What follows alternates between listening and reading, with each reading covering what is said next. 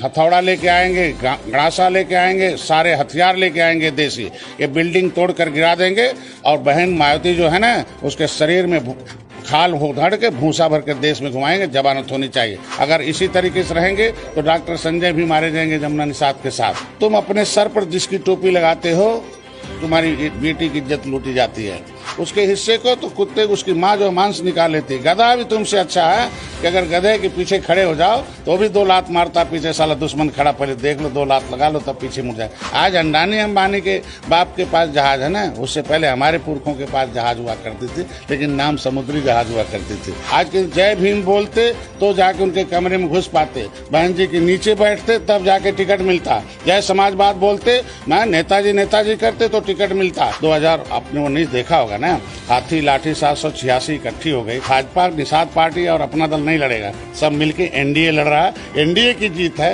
NDA seat भी देगी, जीत भी देगी। 2022 में हम लोगों की सरकार भी देगी। उनके चंगू मंगू जो है ना अखिलेश जी के, जो उनके सलाहकार हैं, सपा कहती है कि आप पलटू राम हैं, मतलब आप पलट जाते हैं। अखिलेश जी बुलाए चले गए, वो बुलाए थे, हम गए नहीं थे, वो बुलाए थे। उनकी जरूरत थी, उन लोगों को जिंदा होना था सपा बसपा को, मैं उनके लिए काम किया था, वही वोट था। 2018 में जीता। बूथ पर रहने वाला प्रदेश अध्यक्ष बनता है, चाय बेचने वाले का बेटा प्रधानमंत्री बनता, हो सकता मछुआरे का बेटा भी कभी कुछ बन जाए। एक शख्स भारतीय राजनीति में 8 साल पहले आता है और भारत और उत्तर प्रदेश में एक ऐसा अध्याय लिखता है जो बड़ी बड़ी राजनीतियों की दम फुला देता है। 2018 का समय होता है और वो शख्स अपने बेटे इंजीनियर प्रवीण निषाद को उपचुनाव लड़ाता है गोरखपुर संसदीय क्षेत्र से और वो चुनाव जीत जाता है। वो ऐसी सीट योगी आदित्यनाथ की जिन्हें सीएम बनाया जाता है और वो अपनी सीट छोड़ते हैं। वो एक ऐसी सीट जहां भारतीय जनता पार्टी अपने बुरे समय में भी वो सीट जीतती हुई आती है और वो शख्स उस सीट को निकाल ले जाता है समाजवादी पार्टी के चिन्हों से। नमस्कार, मेरा नाम है शशि भूषण तिवारी और आप इस समय उत्कर्ष पत्रिका देख रहे हैं। जिस शख्स के बारे में हमने 2 लाइन की भूमिका बनाई है वो कोई और नहीं, निषाद पार्टी के राष्ट्रीय अध्यक्ष डॉक्टर संजय निषाद जी हैं। उन्होंने 2016 में अपनी पार्टी बनाई, निषाद पार्टी। सर, पहले तो आपको भारतीय जनता पार्टी की तरफ से एमएलसी बनाए जाने पे उत्कर्ष पत्रिका की पूरी टीम की तरफ से हार्दिक शुभकामनाएं। मैं आपके चैनल को भी बहुत बहुत बधाई और शुभकामनाएं देता हूं कि जो सदियों से सताए गए लोग हैं, जिनके पास 2 जून की रोटी नहीं है, कपड़े नहीं, मकान नहीं है, उसकी एक आवाज़ है निर्बल इंडियन शोषित हमारा आमदन। उस आवाज़ को आपने अपने चैनल के माध्यम से एक प्लेटफॉर्म दिया। भारतीय जनता पार्टी के भी पदाधिकारियों को धन्यवाद दूंगा कि उसको एक जो है प्लेटफार्म दिया जिससे उस आवाज़ को सदन तक पहुंचाने का अवसर दे। मैं धन्यवाद। सर, हमारा एक शो चलता है व्यक्ति विशेष और हमारे दर्शक जानना चाहते थे व्यक्ति विशेष में कि डॉक्टर संजय निषाद किसी पर्चे के मोहताज नहीं है, लेकिन हमारे चैनल पे हम ये जानना चाहते हैं आपकी राजनीतिक संघर्ष के बारे में। आप आज जहाँ हैं एमएलसी बनाए गए, खैर आपकी मांग तो बड़ी लंबी थी डिप्टी सीएम की, लेकिन आपने पहली लड़ाई जीत ली है। जरा अपने संघर्षों के बारे में बताएं। कहा गया history is the mother of politics, movement is the father of politics. राजनीति जो इतिहास होती है वो राजनीति की माँ होती है और आंदोलन उसका बाप होता है। और कहा कि political power the strong than the god power. राजनीतिक शक्ति ईश्वर की शक्ति से ज़्यादा शक्तिशाली होती है और every problem solve by the political party in the democracy. मेरा जन्म एक जंगल और एक नदी, एक ताल के किनारे, जंगल बब्बन उस गाँव का नाम है। मेरे पिताजी सूबेदार मेजर रहे, देश की 3 लड़ाई लड़ी, पश्चिमी पाकिस्तान, पूर्वी पाकिस्तान और चाइना। हम लोग 5 किलोमीटर पैदल जाकर प्राइमरी स्कूल में पढ़ते थे। मेरे चचा जी थे, गांव के लोग शिक्षित हो जाएं तो हम लोग को पैदल भेजते थे। हम लोग की एक उस ज़माने में शिक्षा बहुत मायने रखता था। कहा गया कि शिक्षा वो शेरनी की दूध है, जो पिएगा उस गरजेगा जरूर।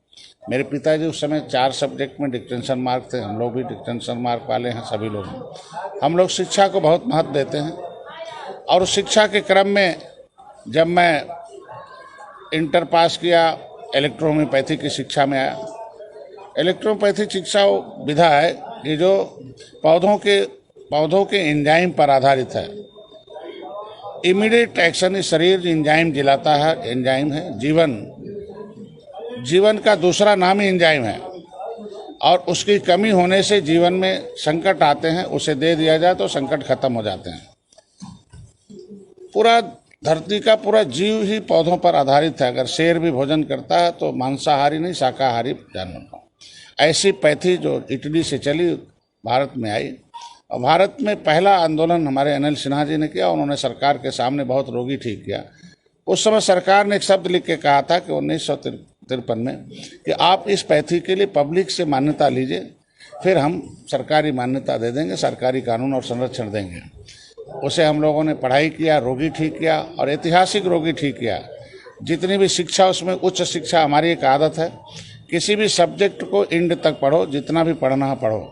इलेक्ट्रोपैथी में दुनिया में जो भी था पढ़ाई करने का, चाहे स्वीडन से पढ़ना हो, चाहे जर्मनी से लेना हो, चाहे इटली से लेना हो, पूरे फिलीपींस से लेना हो, पूरे दुनिया के कई देशों से हम लोगों ने संपर्क किया, उसमें पौधे और दवाई मंगाया, उससे प्रैक्टिस किया और उसके असली जड़ को जाना कि ये बहुत एक अमृत पैथी है, एक पैनासिया। लेकिन उसकी कानून बनाने के लिए चक्कर काटते रहे हम लोग। पता चला कि नेताओं ने और इन पार्टियों ने इतना चक्कर कटवा दिया, तब पता चला कि supreme court is not supreme, parliament is supreme. क्योंकि सुप्रीम कोर्ट में हम लोगों ने, वाई के सबरवाल थे चीफ जस्टिस, उसमें उनके सामने हम लोगों ने बहस किया था। उन्होंने आर्डर पास किया, लेकिन उन्होंने कहा कि सुप्रीम कोर्ट कानून नहीं बनाती, कानून पार्लियामेंट बनाती है, हमारा अधिकार यहाँ नहीं है, हम केवल निर्देश जारी कर सकते हैं। तो हमने कहा कि जब ये पढ़ा, उन्होंने कहा, एक वकील ने कहा कि भाई supreme court is not supreme, parliament is supreme है। मतलब पार्लियामेंट कानून बनाता है और उस कानून को बनाने का पावर नेता को है, पार्टी को है, लेकिन उसका गेट पास वोटर के पास है जो गांव में है। तब पता चला कि नेता कैसे बनता है, मंत्री कैसे बनता है, जिनके पीछे हम लोग घूमते रहे, उनका प्रचार किया, चाहे राधा मोहन दास अग्रवाल रहे हों, चाहे राजेश त्रिपाठी रहे हों, उनके पीछे हम लोग गाड़ी लेके घूमते रहे। सैकड़ों हम लोगों ने बड़े बड़े सेमिनार किया। अब उसकी कहानी नहीं, कई 4 बार हमने अंतर्राष्ट्रीय कॉन्फ्रेंस किया, कई देशों के लोगों को बुलाया, लेकिन धाक के 3 पात्र है। मेरे मन में एक आया, तब तक हमारे जमुना निषाद एक मंत्री हुआ करते थे। 18 साल लड़ने के बाद चुनाव जीते और मंत्री बनाया गया। लेकिन मंत्री बनने के 1 ही महीने बाद एक लड़की की इज्जत लूटी जाती है। लूटने वाले सामंतवादी ताकतों थे। लड़की को थाने में बैठाया जाता है, FIR नहीं किया जाता, बल्कि जो इज्जत लूटने वाला है उसे सम्मान सहित घूमने की इजाज़त दी जाती है। इतना बड़ा पावर राजनीति में है। वो अगर आते हैं, वैष्णो देवी जाते हैं, वहाँ से आते हैं, और लड़की के माँ बाप जो है दोनों उनके सामने अपनी पगड़ी रख देते हैं। वो जाते और थाने में गोली चल जाती है। उनके जाने से आधे घंटे पहले गोली चल जाती है। लेकिन लोकतंत्र में जिसके पास पावर है, कहते हैं ना कि हमारे पुरखे निषाद राज के हाथ में कभी पावर था, सारे लोग पाँव में थे, लेकिन ये झुआ भरोट पर पौवा का लेबी लगा के इन्हें पाँव में पहुंचा दिया। और पावर लेकर पौवा भरोट वाले पॉलिटिकली ट्रेंड होकर पार्टी का लेबी लगा के पावर में चले गए। और उन लोगों ने जमुना निषाद की वो दशा की कि जो इज्जत बचाने के चक्कर में उन्हें जेल जाना पड़ा और पूरा जीवन खत्म हो गया। किसी तरह की जमानत हुई। हम लोग एक बार DM साहब के यहाँ गए और जब मिलने गए तो फिर यहाँ जाते रहे जेल के अंदर उनसे, मतलब थाने, मतलब यहाँ मेडिकल कॉलेज। जब मिलने जुलने वालों की संख्या बहुत बढ़ गई, वर्चस्व बढ़ता गया, तो उनका ट्रांसफ़र लखनऊ जेल में कर दी गई। फिर फ़ोन आया, डॉक्टर साहब सभी मिलने आते थे और आप नहीं आ रहे हो। मैंने कहा, देखो आप मेरे रिश्तेदार हैं, आपको मैं बाहर कर लूँगा तब मैं आऊँगा मिलने के लिए। मैं ऐसे मिलने के फ़ोटो खिंचाने के लिए अब बहुत दर्द है। फिर मैंने एक आंदोलन किया, उनके भाई को बुलाया, आंदोलन में बुलाया। DM के सामने नीम का पेड़ हुआ करता था, उसके नीचे मैंने एक भाषण दिया कि DM साहब, आपको जो तनख्वाह मिलती है 3 लाख रुपए, हमारी संख्या सबसे ज़्यादा है, लगभग 25% आबादी है। 4 लाख में 1 लाख रुपए तनख्वाह हमारी समाज देता है आपको। आप वकील हो, आप सबसे बड़े बुद्धिमान आदमी हो, आपकी जिम्मेदारी बनती है। मैं डॉक्टर हूँ, मैं जूरिस्प्रूडेंस और टॉक्सिकोलॉजी पढ़ा हूँ, मैं पढ़ा लिखा डॉक्टर हूँ। मैंने पोस्टमार्टम रिपोर्ट पढ़ लिया, FIR की कॉपी मेरे पास रखा है। उनके पहुंचने से आधे घंटे पहले गोली लगी है, पोस्टमार्टम रिपोर्ट का टाइम बताता है। अगर जमानत नहीं हुआ 15 दिन के अंदर तो डॉक्टर संजय दोबारा आएंगे, हथौड़ा लेके आएंगे, गड़ासा लेके आएंगे, सारे हथियार लेके आएंगे देसी, ये बिल्डिंग तोड़कर गिरा देंगे और बहन मायावती जो है ना उसके शरीर में खाल उधड़ के भूसा भर के देश में घुमाएंगे। जमानत होनी चाहिए। मैं तो बधाई दूंगा अपने कार्यकर्ताओं को कि 10 दिन के अंदर उनकी जमानत हुई, लेकिन 29 दिन बाद उन्हें जब एक एक्सीडेंट में मारे जाते हैं। तब मैंने पता किया कि महेंद्र सिंह राजपूत, धनीराम वर्मा, रघुवर दयाल वर्मा, मनोहर लाल, जयपाल कश्यप, झोरी बिंद जो है, फूलन देवी, जमुना निषाद, रामदेव, यहाँ ये सारे नेता जितने थे इस समुदाय के लिए काम करने वाले सब मार दिए गए। अगर इसी तरीके से रहेंगे तो डॉक्टर संजय भी मारे जाएंगे जमुना निषाद के साथ। तो मेरे को सेना बनाना पड़ा, तब पढ़ना पड़ा। तब पढ़ने में आया कि भाई तब मैं बाम सेब में उससे पहले था तो कांसी राम को पढ़ना शुरू किया कि भाई कांसी राम 3 लोग संकल्प लिए दिल्ली के उस वोट क्लब मैदान में संसद भवन के सामने। वैसे अंगुली दिखाकर उन्होंने कहा था कि जो ये कुर्सी लगी है संसद भवन में, इसका गेट पास वोटर के पास है, कानून यहाँ बनता, भाग्य यहाँ लिखा जाता है, लेकिन अभागे लोग गांव में बैठे हुए हैं, अभागे लोग बेहोश हैं पॉलिटिकली और बेईमानों के हाथ में अपने आने वाली पीढ़ी का भविष्य ऐसे दे देते हैं जो आके यहाँ बेईमान बैठकर उन्हें और बर्बाद करते हैं। चलो भाई साथी, कांसी राम के साथ दीना भावना खाड़ पड़े। उन्होंने कसम खाया कि हम लोग जाएंगे, ये सोई हुई कौम को जगाएंगे जिनके सर पर पंजा टोपी लगाकर उनका वोट लूटा जाता है। जब वोट दे देता दलित तो उनके बेटे बेटी को दरोगा उनका बनता, डीएम उनका बनता, इनकी नौकरी लूटी जाती है। तो आए कांसीराम यही कहते थे कि हे दलित समाज के लोग, तुम अपने सर पर जिसकी टोपी लगाते हो तुम्हारी बेटी की इज्जत लूटी जाती है। तुम्हें अपने वोट पर अधिकार है। जिस तरीके से गाय दूध देती है 10 लीटर, 9 लीटर उसका 9 लीटर पालने वाला पाता है, 1 लीटर उसका बच्चा खाता है। जिसका सर पर टोपी रहता है 90% हिस्सा वो पाता है, 10% में तुम्हें खाना।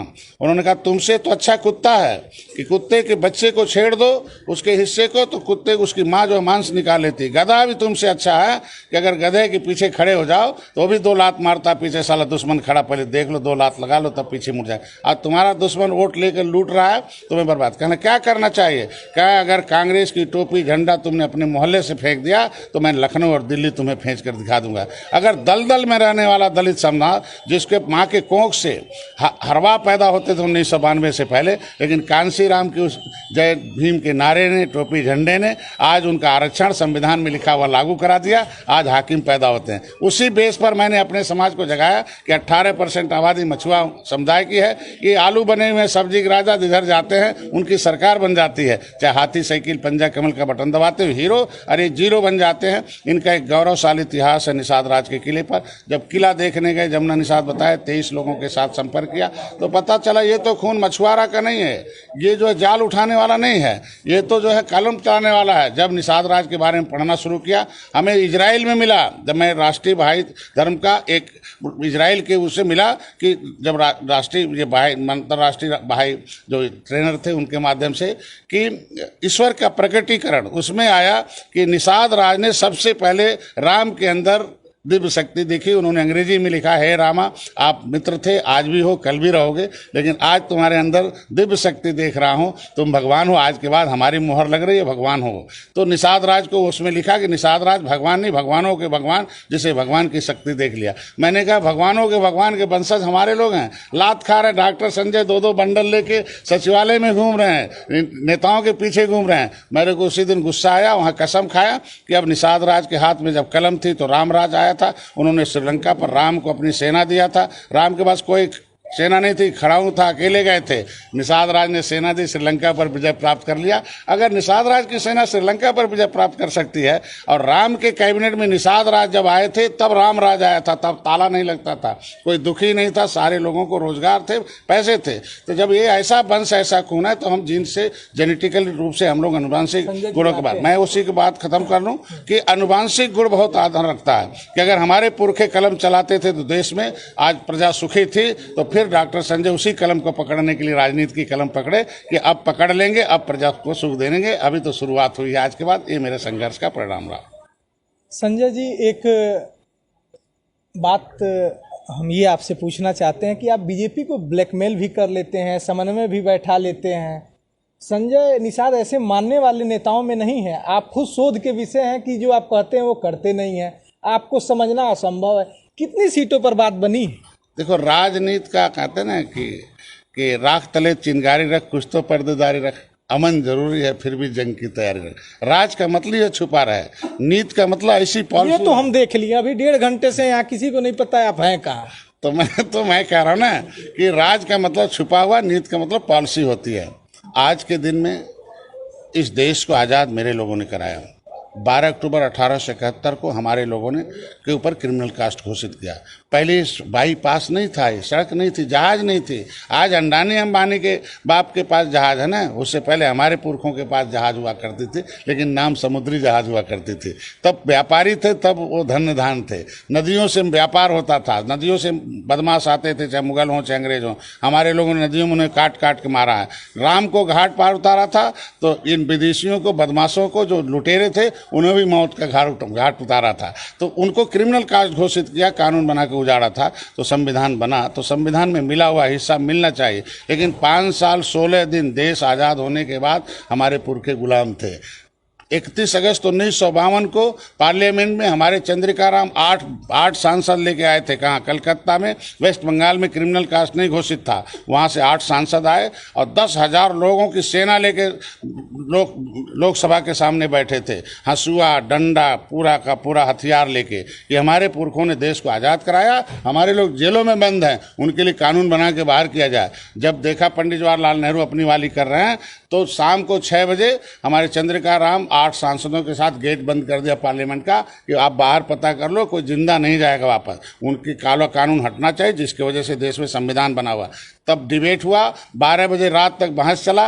31 अगस्त 1952 को हमारे ऊपर जो काला कानून था, हमारे पुरखों के ऊपर, उस समय काला कानून था कि इंजीनियर का बेटा इंजीनियर होता। स्टीफन नामक सांसद ने ब्रिटिश पार्लियामेंट में कहा था कि डॉक्टर का बेटा डॉक्टर, इंजीनियर का बेटा इंजीनियर होता, वकील का बेटा वकील होता, नेता का बेटा नेता होता, बदमाश का बेटा बदमाश होता है। बदमाश जाति हैं मछुआरे, इनको जन्मजात अपराधी घोषित करो। हमारे लोग जब भगने लगे तो तमाम उपजातियों में बट गए। तो अंग्रेजों ने कहा कहाँ चले गए? अच्छा पता कर वाले इनकी माँ के कोख में जो बेटा बच्चा होगा वो भी निषाद होगा।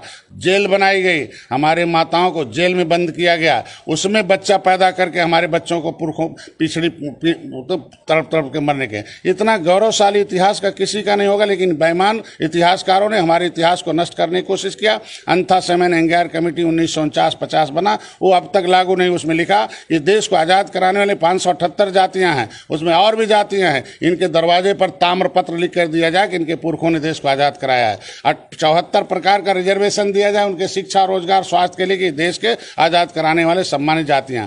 लेकिन कांग्रेस ने उसे कूड़े में डाल दिया। मैंने मीरा कुमारी जो थी लोकसभा अध्यक्ष, उनके सामने 6 घंटे 16 मिनट का बहस कराया। दर्जनों बार इलेक्ट्रोपैथी के लिए बहस कराया हूँ, सदन में आवाज़ उठवाया हूँ। लेकिन ये बेईमान जो इतने हैं ना, सुन के ख़त्म कर दे। मीरा कुमारी ने हमारे 6 घंटे 16 मिनट का बहस को कूड़े में डाल दिया। मैं गुस्से में आया, अपनी सेना बनाया, हमने कहा कांग्रेस को कूड़े में डाल दो। आज 70 साल देख लो, जब से मैं जन्म लिया हूँ, 2014 से कांग्रेस कूड़ेदान में पड़ गई है। उसका सहयोग कर रही थी बसपा सपा। हमारी फाइल को भाई, जब हम आरक्षण में संविधान लिखा गया, उसमें मझवार, गौड़, तुरैया, खरवार, बेलदार, खड़कोरी, लेदरमैन को, फिशरमैन को, वाशरमैन को जो है देने का है, शिल्पकार को देने का, क्राफ्ट्समैन का। तो हम कहते हैं लेदरमैन का बेटे को कोई भी उपजाति लिखे, कोई टाइटल लिखे, उसे मिलेगा। वाशरमैन का बेटा कोई भी टाइटल लिखे मिलेगा। तो फिशरमैन का बेटा अगर सहानी केवट मल्ला में लिख देगा तो नहीं मिलेगा। हमारा नाम, जितनी उपजातियाँ थी, सरनेम थी, उसको पिछड़ी में डालकर हमारी नौकरी को लूटने का काम किया। समाजवादी पार्टी थी, निकालती थी, बसपा उस पर स्टे लेती थी। आज 30 साल से लटका रहे थे। हमारा समाज नाराज हो गया, कांग्रेस खत्म हो गई, छूना बंद कर दिया बटन। हमारा समाज नाराज हो गया, सपा बसपा देख लो। 2000 आपने 19 देखा होगा ना, हाथी लाठी 786 इकट्ठी हो गई, जिसको टिकट दिया जात हो गया। तो जब सारी जातियां इकट्ठी हो गई, डॉक्टर संजय मोदी जी के साथ खड़े हो गए, तो जीत हो गई। तो कौन सा उसमें ब्लैकमेलिंग है? ब्लैकमेलिंग नहीं है, हमारी बार्गेनिंग नहीं है, वर्किंग पावर। हमारे लोग, हमारे पर विज्ञापन बनी कि नहीं? एक मिनट, हमारे लोग विज्ञापन के नहीं, ज्ञापन वाले हैं। 824 ब्लॉकों में एक बार ज्ञापन देता हूं। आज के जो आंदोलन है, मैंने सड़क आंदोलन किया, डीएम घेरा हूं, जांच करा, सीएम घेरा हूं, रेल ट्रैक हो, 7 महीने जेल में रहा हूं। आज के दिन में जेल में रहा हूं। हमारा एक इतिहास रहा। हमारे उत्कृष्ट कार्यों को देखते हुए एमएलसी पद दिया गया। हमारे उत्कृष्ट कार्यों को देखे, हमारे वोट बैंक को देखते हुए, हमारे लोगों को सही दिशा में इनकी डिमांड को देखते हुए भारतीय जनता पार्टी गठबंधन की है। आज 70 साल से जो भी इनकी आवाज़ थी, कभी किसी नेता से एक पन्ना दे दिया कि साहब अपने मंत्री मुख्यमंत्री से हमारी बात कर लीजिएगा। यहीं बिशम्बर जी थे, एक बार मंत्री बनाए गए थे, विधायक बनाए गए, हमारे लोग ज्ञापन दिए कि साहब बहन जी से बात कर लीजिए। उनके बिरादरी के एक जिला अध्यक्ष था, फोन किया बहन जी को और सीधे तुरंत अभी मंत्री लेके लाल बत्ती थी, सब वापस हो गए, पैदल हो गए। जहां मेरे समाज की आवाज़ को सुनने के लिए किसी विधायक MP मंत्री को इजाज़त नहीं थी, आज के जय भीम बोलते तो जाके उनके कमरे में घुस पाते, बहन जी के नीचे बैठते तब जाके टिकट मिलता, जय समाजवाद बोलते मैं नेताजी करते तो टिकट मिलता। आज के दिन में जय निषाद राज के बोलने वाले के बेटे को जो है सदन में जगह मिली, जय निषाद राज बोलने वाले को आज MLC बनाया गया। तो ये कैसे कह सकते हैं ब्लैकमेलिंग पावर। आज हम अपने पार्टी के लिए स्वतंत्र हैं, हम स्वतंत्र पार्टी के राष्ट्रीय अध्यक्ष हैं, हमारी पार्टी से अलायंस है, एनडीए लड़ेगी। अब भाजपा, निषाद पार्टी और अपना दल नहीं लड़ेगा, सब मिलके एनडीए लड़ रहा है।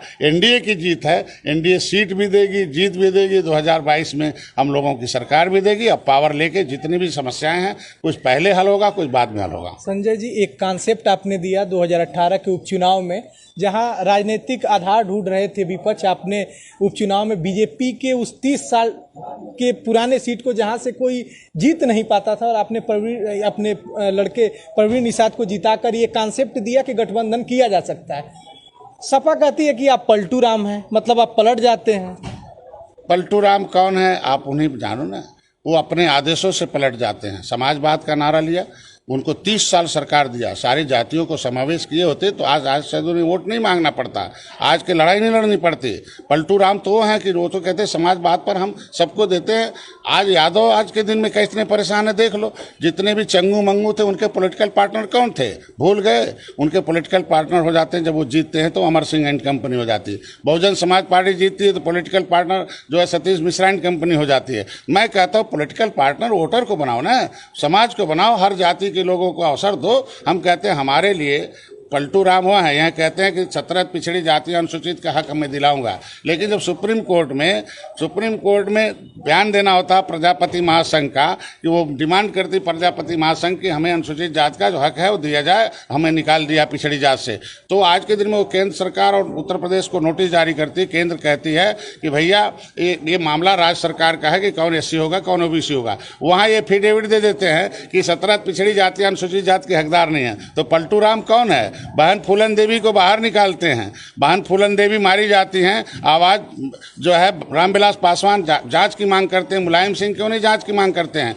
आज उसकी जो है माँ भूखों मर रही है। मैं इंजीनियर प्रवीण निषाद का बाप हूँ, मेरी मैडम उनकी माँ है, तो हमें सांसद की पूरी सुविधा मिलती है। उनकी सांसद फूलन देवी थी तो उसकी माँ को पूरी सुविधा मिलनी चाहिए ना। आज वो भीख मांग रही है, केवल वो यूज करेंगे। आज उनका जमीन जो कैलाश चौरसिया जो था वो उनका लेखा जोखा रखता था, उसका मतलब 50 करोड़ की प्रॉपर्टी उसने जब्त कर लिया, मंत्री बना के संरक्षण देते हैं। तो पलटू राम तो वो है ना। सीट देने के लिए उन्होंने कहा था कि निषाद पार्टी को सीट देंगे महाराजगंज से, इंजीनियर प्रवीण निषाद लड़े हैं, जीते थे। हम कहते सबका सीट उन्होंने घोषित कर दिया अपने परिवार का। इंजीनियर प्रवीण निषाद उनके सांसद थे, क्यों नहीं सीट घोषित किया?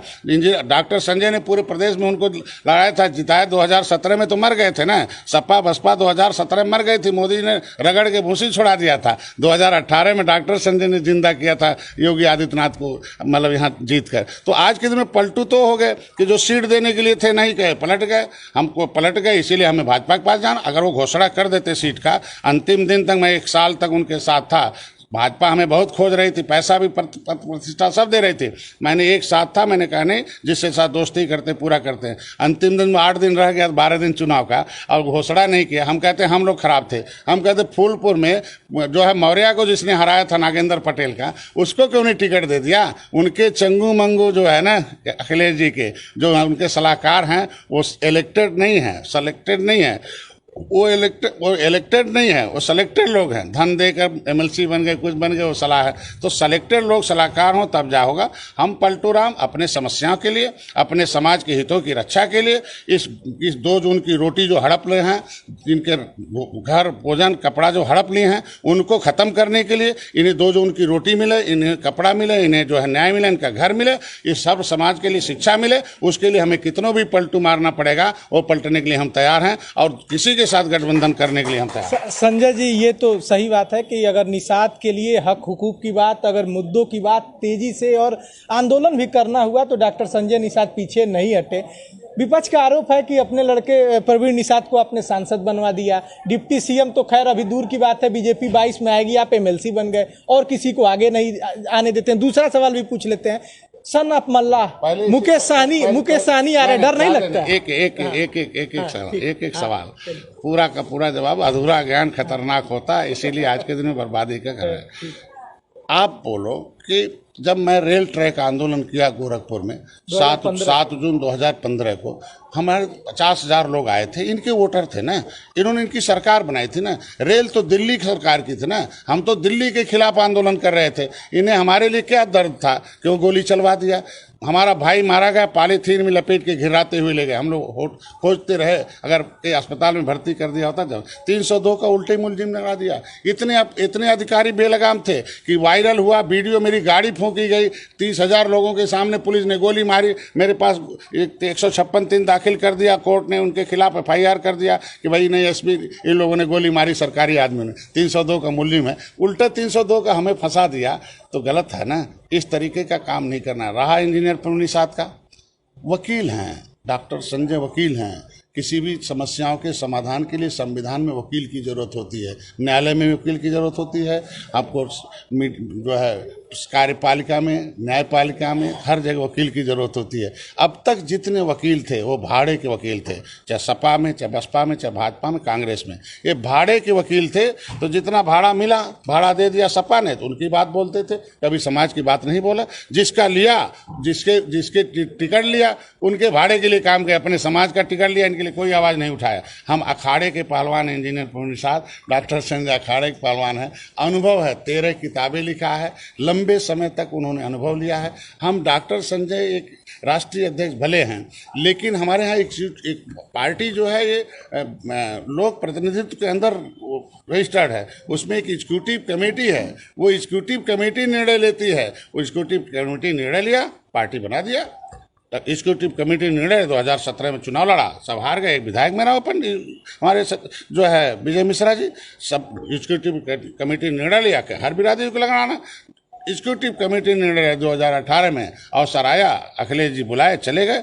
वो बुलाए थे, हम गए नहीं थे, वो बुलाए थे, उनकी ज़रूरत थी, उन लोगों को जिंदा होना था, सपा और बसपा को। मैं उनके लिए काम किया था, वही वोट था, 2018 में जीता। वही वोट, वही कैंडिडेट जब 2019 में था, क्यों नहीं जीत गए? वहाँ तो मैं नहीं लड़ रहा था ना। हम कहते मैं खड़ा हो गया, मोदी जी साथ तो चले आए। तो आज के दिन में कथनी करनी में अंतर। इंजीनियर प्रवीण निषाद वकील हैं, एग्जीक्यूटिव कमेटी ने अपना वकील नियुक्त करके भेजा। दिल्ली में जितनी भी जब भी आवाज़ उठी, जिस समाज के ने उन्होंने भेजा था, जय निषाद राज का नारा लगाया। जब भी मौका मिला उन्होंने आरक्षण की आवाज़ उठाई और ये भी कहा कि जिस तरीके से GST है, उसी तरीके से हम 14 राज्यों में अनुसूचित जाति की सूची में सूचीबद्ध हैं। हम कानून बना के हम उजाड़े गए हैं ना।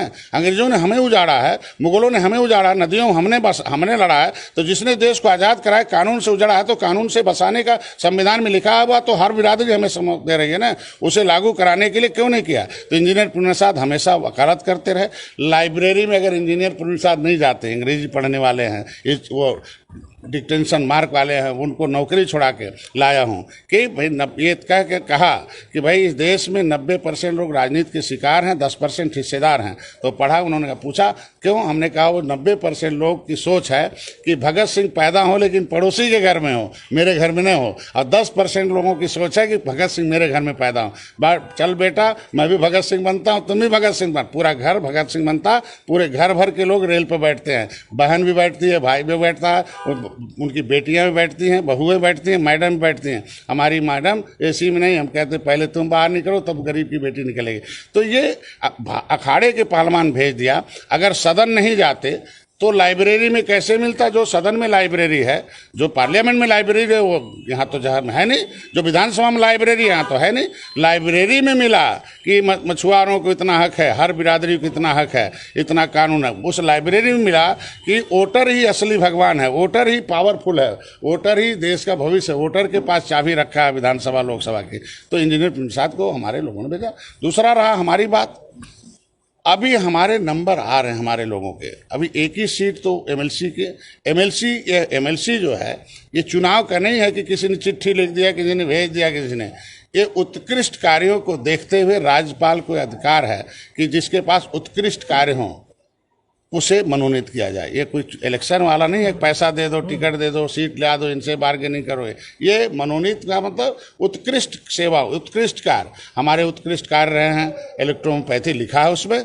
राज्यपाल ने जो चिट्ठी गई है उत्कृष्ट कार्यों में इलेक्ट्रोपैथी का भी लिखा जिक्र है। उसमें सारे जितने मेरे आंदोलन हैं, जो जो मैंने काम किया हो, वो सब लिखा हुआ। मेरा उत्कृष्ट कार्य है कि निषाद राज के वंशजों को जगाया हूँ। एक गौरवशाली इतिहास रहा, जो राम को पार उतारने वाले हों उनके ऊपर पौआ के लिए भी लग जाए, उनके ऊपर केवट मल्लावा और मछली मारने के लिए भी लग जाए तो ये गलत है ना। इसको मैंने जगाया हूँ, उत्कृष्ट कार्य किया हूँ कि कोरोना काल में पूरे प्रदेश में मैंने हेल्पलाइन लगाया था, कई हजार लोगों को खाना खिलवाया हूँ।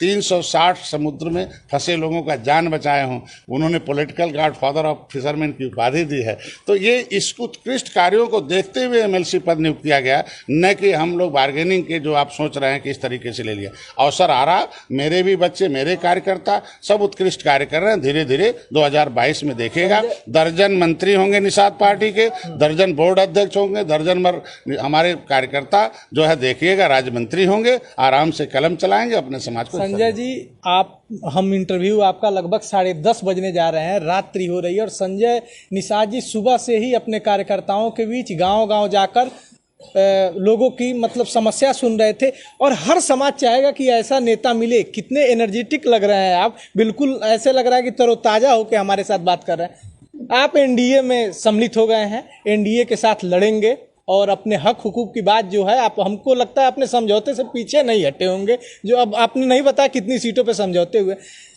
मुकेश साहनी उत्तर प्रदेश में चुनाव लड़ने आ रहे हैं, कितना बड़ा खतरा आप अपने लिए देखते हैं? कहा गया ना कि जो आपने पहला लाइन बताया कि जो क्या समझौता किया होगा, हम लोग पद प्रतिष्ठा के नहीं है। हम लोग उस सामाजिक मुद्दे, जो राजनीतिक मुद्दे, जो ऐतिहासिक, जो हमारे संवैधानिक मुद्दे, उसके हल के। बहुजन समाज पार्टी ने 2007 में हमारा रोजी रोटी छीन लिया। वर्ग 3 की ज़मीन, वर्ग 4 की ज़मीन जो इन पे, जिस पे ये बेच थे, उसे वापस कर लिया। ये पहले बताइए, किसी की रोजी रोटी छीन जाए वो कैसा समाज शांत रहेगा? उसे अगर भारतीय जनता पार्टी दे रही है, कौन सा गलत काम कर रही भैया? इनका आरक्षण बजा रखा था। हम कहते हैं कि जब लेदरमैन को मिलेगा, वाशरमैन को मिलेगा लिखा हुआ राष्ट्रपति ने फिशरमैन कि 1961 में हम 70 लाख गिनती हुई थी। ये बेईमान सरकारों ने 2011 में गिना 3000 कर दिया। हमारे लोग कहाँ चले गए कागजों में? ये जो बेईमानी है उसे खत्म करने रहा। ये सारे मुद्दे भारतीय जनता पार्टी ने तय कर लिया। 15 नवंबर को एक विशाल रैली हो रही है निषाद, वहाँ रमादेवी पार्क में। 15 सितंबर 2016 को मैंने उसे भरा था, 10 लाख लोग आए थे।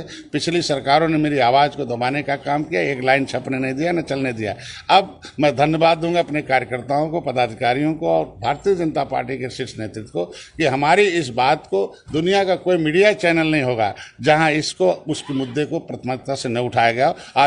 आज अगर डॉक्टर संजय के प्रयासों से दिल्ली और उत्तर प्रदेश दरबार दोनों एक साथ मिलकर किसी एक बिरादरी के जिस गौरवशाली इतिहास को इनके हक हिस्से देने के लिए घंटों बहस करती हो, घंटों विचार विमर्श करती हो, बहुत बड़ी बात है जहां एक नेता नहीं सुनता था। तो ये बड़ी जीत है। आप तो यूपी में छा गए। निश्चित रूप से यूपी ने, पूरे देश में। हम तो चाहते हैं कि जिन्हें 2 जून की रोटी नहीं है, घर नहीं, कपड़ा नहीं, जिन बेईमानों ने लूटा है वो हटे और उनको मिले। ये हमारा काम है। रहा मुकेश साहनी का, तो कोई भी समस्या का समाधान लायक लोग करते हैं, मतलब लायक लोग बहस करते हैं वकील बनकर।